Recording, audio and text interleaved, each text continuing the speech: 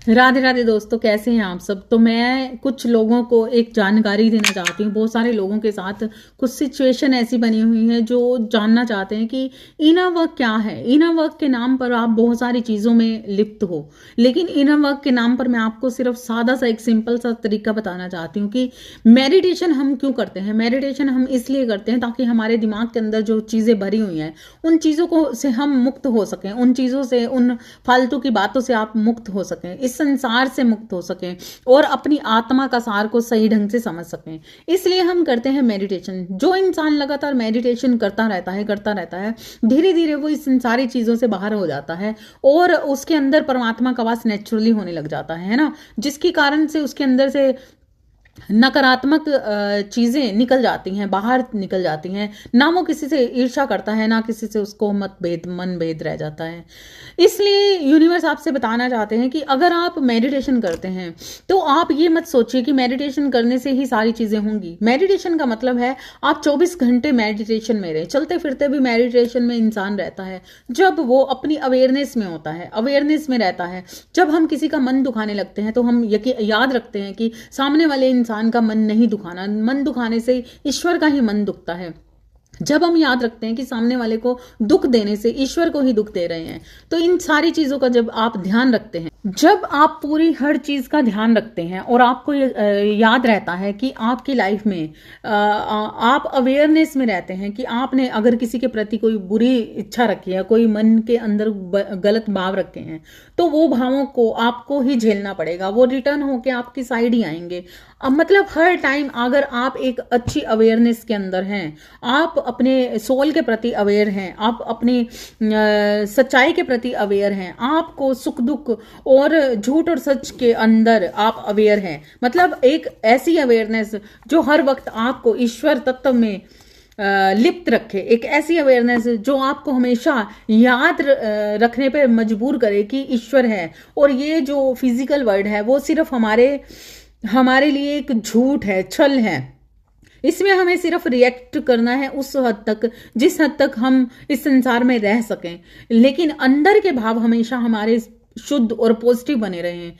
इसी को कहते हैं सही मायने में इनर वर्क। जब आप अपनी सोल के प्रति लगातार अवेयर रहते हैं, आपको मालूम है कि आप किसी को सुई चुभो रहे हो, तो आप इस चीज के प्रति, कर्मास के प्रति अवेयर रहें कि ये सुई में उसे नहीं चुभा रहा या चुभा रही, ये मेरे को ही लगने वाली है। जब आप अपने दुख के प्रति अवेयर रहते हैं कि हमें ये दुख नहीं होना चाहिए, तो आप नेचुरली एक संत, महात्मा और ईश्वर के प्रति के तत्व में आ जाते हैं। उसी ऐसी अवेयरनेस जो आपको ईश्वर तत्व का ज्ञान देती रहे, ऐसी अवेयरनेस जो आपको अपने दुख के प्रति ही अवेयर रखे कि अगर आप किसी को दुख दे रहे हो, आप ऐसा कर्मा बना रहे हो, तो वो कर्मा आपको भुगतना पड़ेगा और नेक्स्ट 84 लाख योनियों में आप भटकते रहोगे। इस चीज के प्रति आप अवेयर रहें।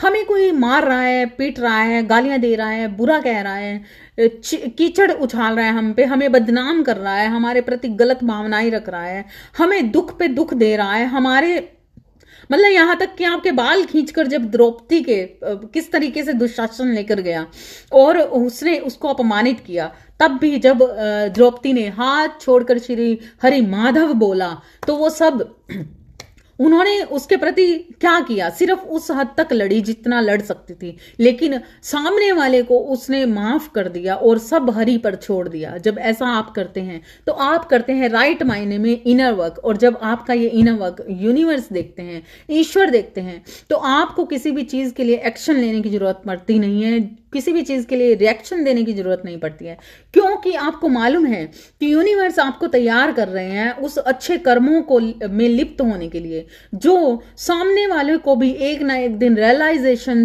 खुद लाएगा, मतलब खुद करवाएंगे। जो हमें दुख देते हैं कि उन्होंने आपके प्रति कितने गलत भाव रखे, उन्होंने आपके कितना दुख दिया, कितना गलत किया आपके साथ, है ना। इसीलिए आप जब यूनिवर्स ये सारी चीजें आप में देखते हैं तो आपको एक पॉजिटिव तत्व के रूप में, मतलब पंच तत्व में आप ढल जाते हैं, पंच परमेश्वर में आप ढल जाते हैं। आप संत, महात्मा, साधु नेचुरली ग्रस्त में रहकर भी हो जाते हैं, क्योंकि आपने अपनी अवेयरनेस को कभी कम नहीं आंका। आप हमेशा अवेयर रहे, अपने जागृति के प्रति अपनी अवेयरनेस को और बढ़ाते गए, आपने अपने प्रकाश को अंदर जिंदा रखा, अपने अंदर अंधेरा नहीं आने दिया और लगातार यूनिवर्स पे आपने ट्रस्ट किया और हर चीज यूनिवर्स पर छोड़ते हुए आपने लगातार एक मेडिटेशन में रहे। मेडिटेशन किसे कहते हैं? मेडिटेशन आप ध्यान अवस्था में बैठकर आंखें बंद कर कर सिर्फ मेडिटेशन नहीं होता। मेडिटेशन होता है एक फोकस।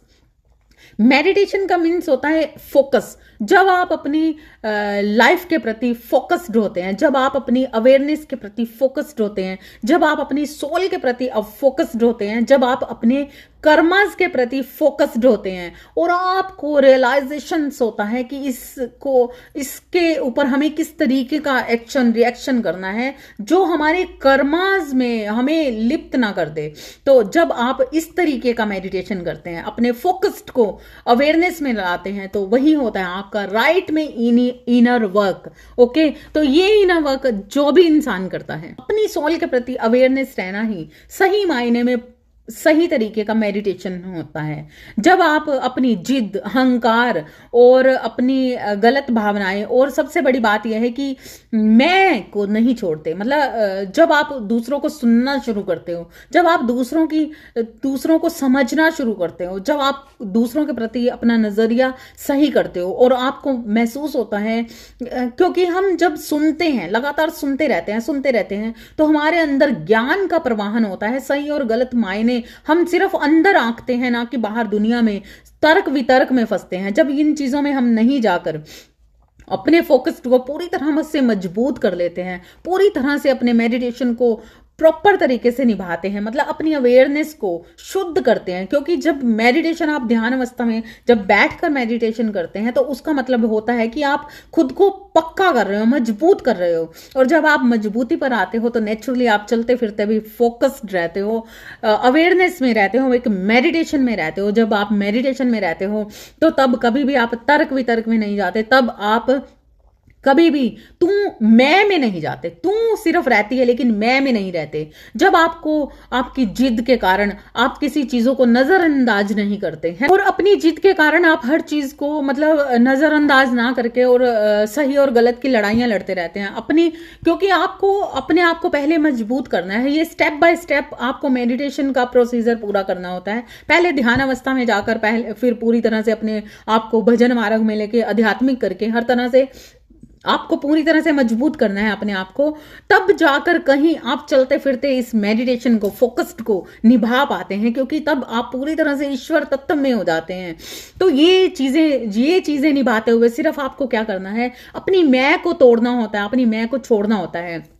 अपने जिद के कारण ऐसा नहीं करना होता कि ये चीज ऐसे नहीं होती, वैसे नहीं होती। वो सिर्फ सुनना है आपको और समझना है उस नजरिए को बदलने के लिए, क्योंकि ये आपके अंदर मजबूती बनाने के लिए होता है। ईश्वर आपके साथ ये सारी चीजें इसलिए करते हैं ताकि आप अपने अंदर पूरी तरह से मजबूत हो सकें, पूरी तरह से मजबूत सोल बन सकें, ताकि आपको उस लड़ाई के लिए तैयार किया जाता है। जब आप लिसन पूरी तरह से सुनने के बाद पूरे हथियार डाल देते हैं और चुप कर करके आप दुनिया को सुनते हैं और समझते हैं, उसके बाद ये सारी चीजें इसलिए होती हैं ताकि आपको उस लड़ाई के लिए तैयार किया जाता है जो राइट में धर्म और अधर्म की झगड़ा होता है। जिस तरह से अर्जुन को तैयार किया था श्री कृष्ण ने, हजारों बार झुकाने के बाद जब उनको उठाया तो उनके हाथ में धनुष बांध दिया।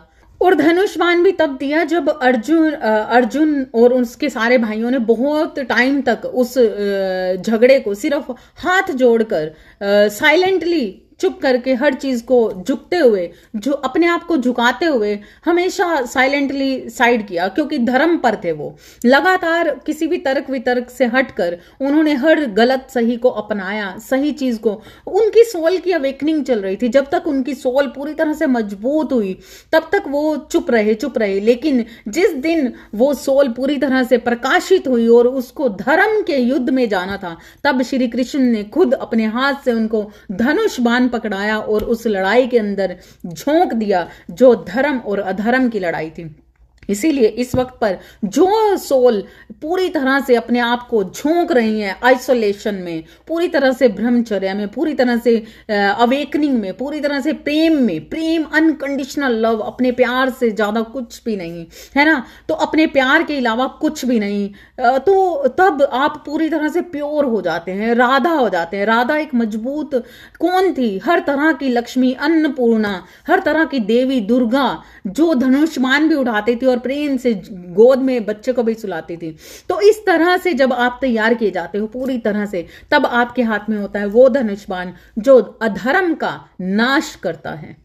और अधर्म का नाश करने के लिए ही अर्जुन को तैयार किया गया था, अधर्म का नाश करने के लिए ही उनको बार बार वनवास दिया गया था, अधर्म का नाश करने के लिए ही उनको बार बार झुकाया गया था। बरसों तक उन्होंने अपनी इस सोल को पूरी तरह से मजबूती में लाने के लिए आइसोलेशन में भी गए, छुप के भी रहे, अपने आप को झुका के भी रहे और हर किसी को माफ भी करते रहे। उस तर्स को, उस प्यार को उन्होंने हमेशा दिल में जिंदा रखा। और जिस वक्त पर वो पूरी तरह से एक मजबूत सोल हो गए, अब चलते फिरते भी उनको याद रहता था कि धर्म क्या है और अधर्म क्या है, और अवेयरनेस में रहने लगे। अपने कर्मों से मुक्त होकर वो हर किसी को सही नजरिए से, आत्मा के नजरिए से, ईश्वर के नजरिए से देखना शुरू कर चुके थे। तब ईश्वर ने खुद उनके हाथों में धनुष बांध दिया था और वो युद्ध लड़वाया था जो अधर्म के खिलाफ था, जो अधर्म के खिलाफ उनको उस तरह का गीता का ज्ञान दिया। तब ऐसे ही अर्जुन बहुत सारे खड़े होते हैं जो इस कलयुग का नाश करने के लिए इस दुनिया में आए हैं, और इस कलयुग का नाश करने के बाद वो एक सतयुग का निर्माण करेंगे जो हम ही होंगे। हम लोगों ने इस चीज का बीड़ा उठाया है, श्री कृष्ण जी ने हमें इसके लिए अवेकन करवाया है। इसलिए हम हैं कौन? श्री कृष्ण जी के वो सोल जो सिर्फ प्रकाशित है, ज्ञान से युक्त है और धर्म से युक्त है। इसलिए हमें ही जागृत होना है, हमें ही सतयुग का निर्माण करना है। दुख मिलता है, सुख मिलता है, जो भी मिलता है उसके लिए ना तो बहुत ज्यादा एक्साइटेड होइए और ना ही बहुत ज्यादा दुखी होइए। जो भी है वो छल है, झूठ है। जो प्रेम है वो सच है, सिर्फ प्रेम ही सच है और ईश्वर ही सच है। उस चीज में पूरी तरह से डूब जाइए, आपको हर वो चीज मिलेगी जो आपके मन की चाहत है ना। तो फिर मिलते हैं नेक्स्ट रीडिंग में और सतयुग का निर्माण करते हुए। राधे राधे।